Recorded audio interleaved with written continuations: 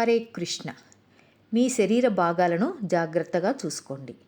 మీకు ఉదయం అల్పాహారం లేనప్పుడు పొట్ట గాయపడుతుంది. మీరు 24 గంటల్లో 10 గ్లాసుల నీరు కూడా తాగనప్పుడు కిడ్నీలు గాయపడతాయి. మీరు 10 గంటల వరకు నిద్రపోకపోయినా, సూర్యోదయానికి మేల్కొనకపోయినా గాల్ బ్లాడర్ గాయపడుతుంది.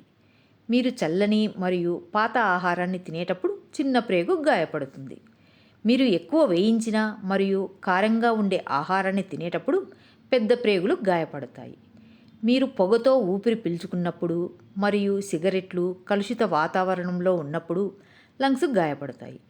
మీరు భారీగా వేయించిన ఆహారం, జంక్ మరియు ఫాస్ట్ ఫుడ్ తినేటప్పుడు లివరు గాయపడుతుంది. మీరు ఎక్కువ ఉప్పు మరియు కొలెస్ట్రాల్తో మీ భోజనం తిన్నప్పుడు గుండె గాయపడుతుంది. మీరు తీపి పదార్థాలు తినేటప్పుడు ప్యాంక్రియాస్ గాయపడుతుంది, ఎందుకంటే అవి రుచికరమైనవి. మీరు చీకటిలో మొబైల్ ఫోన్ మరియు కంప్యూటర్ స్క్రీన్ వెలుగులో పనిచేసేటప్పుడు కళ్ళు గాయపడతాయి. మీరు ప్రతికూల ఆలోచనలు ఆలోచించడం ప్రారంభించినప్పుడు మెదడు గాయపడుతుంది.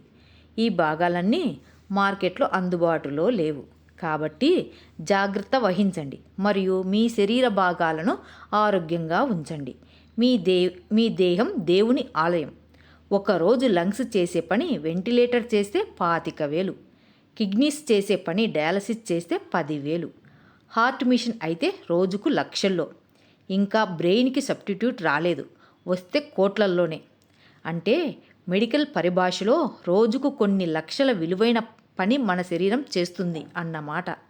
దేవుడికి కృతజ్ఞతలు చెప్పడానికి ఇంతకంటే బలమైన కారణం కావాలా మీకు? శరీరాన్ని ఆరోగ్యంగా ఉంచుకోవడానికి వేరే ఉదాహరణ కావాలా? మీ శరీర భాగాలను జాగ్రత్తగా చూసుకోండి. ప్రతిరోజు యోగా, ధ్యానం, భగవద్గీత పారాయణం చేసుకోండి. సుఖంగా, ఆరోగ్యంగా, సంతోషంగా ఉండండి. సర్వే జనా సుఖినో భవంతు. లోకా సమస్త సుఖినో భవంతు. శుభం భూయాత్. హరే కృష్ణ.